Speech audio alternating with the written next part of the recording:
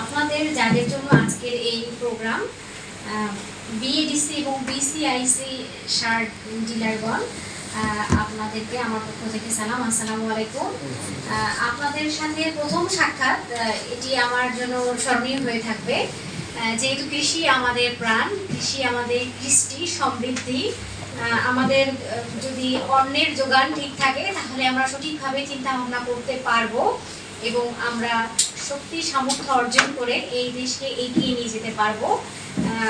এখন আমাদের ফসল ফলার জন্য যে সারের যোগান সেটি আপনারা দিয়ে থাকেন, এছাড়া আপনারা বীজও বিক্রয় করে থাকেন।